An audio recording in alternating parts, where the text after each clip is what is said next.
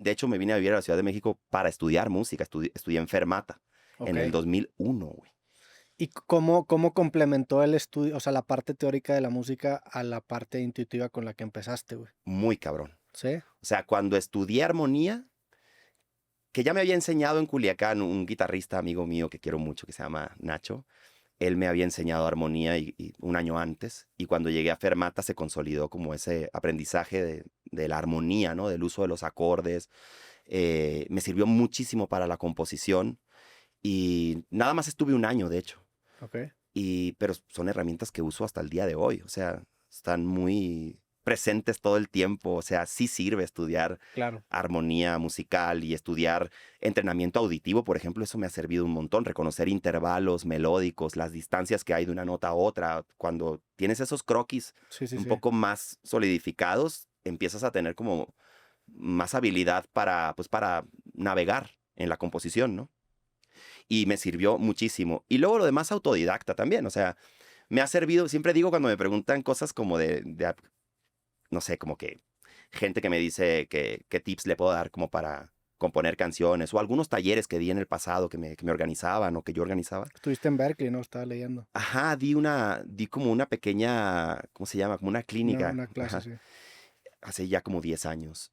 Y siempre digo que la mejor manera de aprender a hacer canciones es escuchar las grandes canciones que hay. O sea, y cuando te las aprendes, las grandes canciones, es como si te fueras poco a poco instalando un software de cómo están construidas, ¿no? Claro. Cuando te las aprendes de memoria y te aprendes de memoria la letra, los acordes y el canto, entre más versátil o heterogénea sea la lista de esas canciones que te puedas aprender, más como facilidad de combinaciones genuinas Sí. vas a tener a la hora de componer. Eso es lo que creo.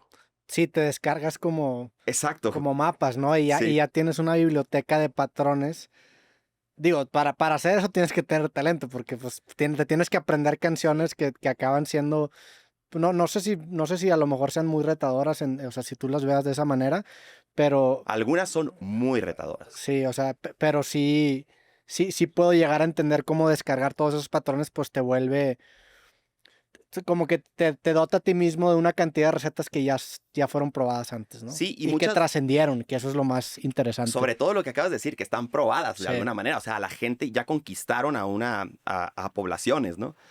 Em, pero lo que te iba a decir es que pueden ser muy distintas entre sí, ¿no? Y hay unas que no requieren quizás tanto esfuerzo, pero hay otras que sí. O sea, no tiene que ver tanto la complejidad, sino que la variedad sí. de las canciones. Porque una canción de 3 acordes, como en la música ranchera, por ejemplo, que puede hacer sentir mucho, dígase El Rey o Cucurrucucu Paloma, eh, es de igual, a mi ver, es igual de profunda y de preciosa canción que Life on Mars de Sí. David Bowie, que tiene un montón de acordes, o las canciones de Chico Buarque, que son como arquitectónicas. O sea, no es tanto la complejidad, sino como que tengan eso que no sabemos qué es, pero que Sí. termina conquistando a la gente, ¿no? Y es, digo, ya lo acabo de decir que no sabemos qué es, pero ¿cómo lo verbalizarías de alguna manera? O sea, tiene que ver también el contexto en el que se escribieron, lo que dice la canción, lo que a lo mejor esa canción representó para tus papás, tus abuelos, o sea, todo eso influye, ¿no? En hacer un clásico. Porque si sale hoy una canción o sea, imagínate que se borrara una canción que es un clásico y sale el día de hoy, no sé Ya, cómo como la evolucionar. película de Ajá, Yesterday, no la ¿no? he visto, pero tienes una premisa Tiene así. una premisa de que se olvidan, desaparecen las canciones de los Beatles menos para un güey. Ok. Entonces el güey las toca y se empieza a hacer famoso. Ay, sí, sí, y sí le pegan. Sí, Ya. sí, todo el mundo no lo puede creer cuando... Está muy loca. No mames. A mí, o sea, me sedujo porque soy medio fan de Sí, los Beatles, pero se me hizo como que no te explican por qué sucede, nada más te dicen, no, pasó eso porque pasó, pasó. sí. Como un sueño. Ajá, Partes de, exacto, bueno, sí, sí, sí. así está la cosa. Y yo creo que sí, o sea que las canciones dependen mucho del contexto y depende mucho cuándo salgan y lo que quieres decir, pero tratando de describir eso que no sabemos qué es, Ujú. yo creo eh, que tiene que ver como con un equilibrio entre la familiaridad y la novedad. Ok. O sea, cuando una canción te ofrece una sensación de como que ya la habías escuchado, pero que al mismo tiempo no puedes decir de dónde viene, en esa combinación hay un encanto. Si se pasa de familiaridad, puede que guste por lo mismo, porque, o sea, momentáneamente o lo que sea. Y si se pasa de novedad, es como mucha distancia, ¿no? Pero cuando la canción consigue como esa zona un poco más intermedia, a grandes rasgos, quiero decir, debe haber otros factores. Joaquín Sabina lo dice muy bien, que una canción es una buena letra, una buena música y algo más que nadie sabe qué es, pero que es lo único que importa, dice. Sí. Sí, me gustó esa manera de escribirlo porque finalmente tienes que partir de un terreno familiar para que la mayoría de la gente le dé una oportunidad, ¿no? Que establezcas comunicación. Ajá, y luego tienes que proponer de cierta manera algo nuevo para que no puedan gravitar a otra más, ¿no? Sí se vuelve como, pues, como esta frase, ¿no?